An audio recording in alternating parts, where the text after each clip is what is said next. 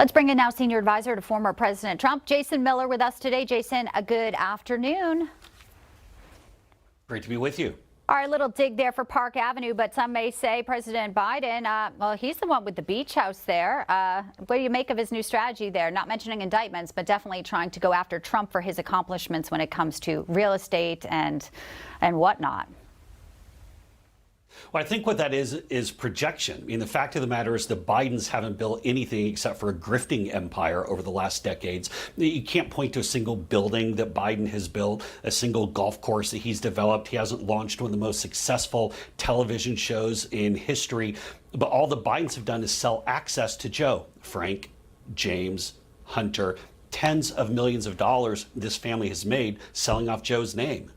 Yeah, well, we'll see. Speaking of the show, the hit show, we'll see if voters say you're fired to Biden, right?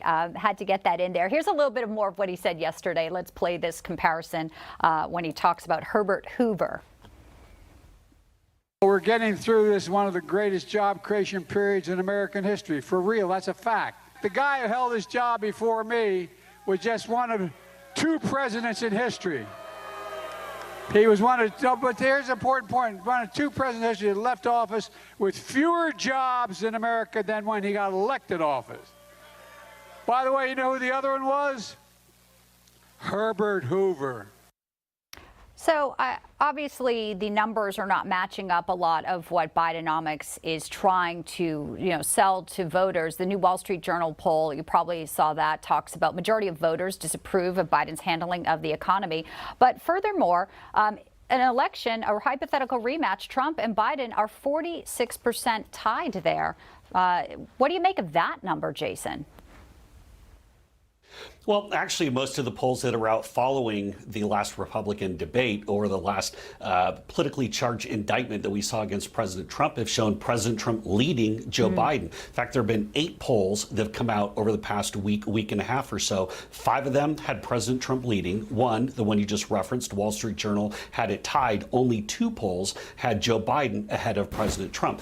People are upset about inflation. They're upset about the economy. And the one thing that the Bidens cannot talk about is the fact that inflation is still hurting Americans. You can't have multiple years of 15, 16% inflation and say, whoa, inflation is only growing at 3.5%. We don't have deflation. Nothing is getting cheaper. Things are becoming more expensive. It's harder for Americans to make ends meet, and they're upset. That's why the Bidens are having such terrible numbers with African Americans, Latino Americans. That's why Joe Biden's having the trouble with union workers.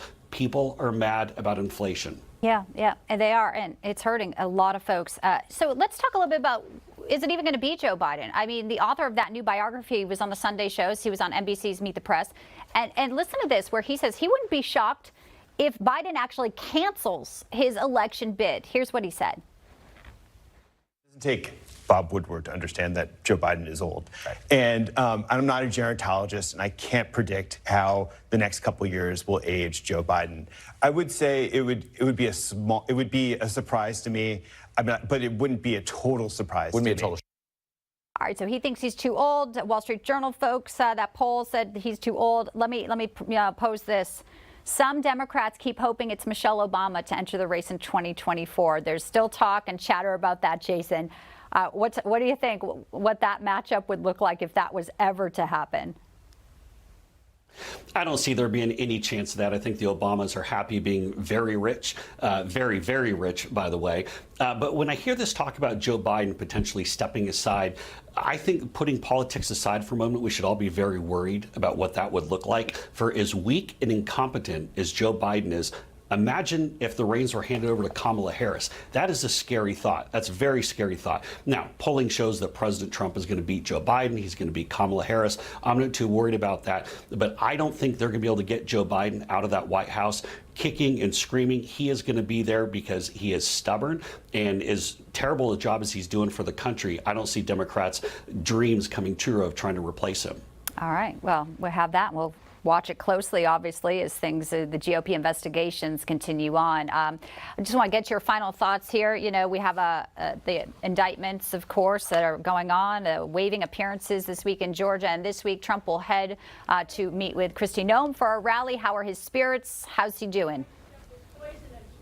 He's doing great. Spoke with the president at length this morning. He's very buoyed by the poll numbers that are coming out, not just the 59-13 primary lead that you referenced earlier from the Wall Street Journal, also equally as impressive numbers out in New Hampshire showing President Trump leading 47-10. So the early state voting as well as the national numbers look really good. And as I referenced, the general election numbers are good as well.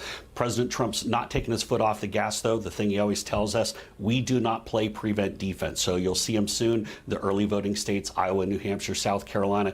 Boy, it's going to get busy. It sure is. We know you'll be there every step of the way. Jason Miller, thank you, sir. Thanks, Bianca.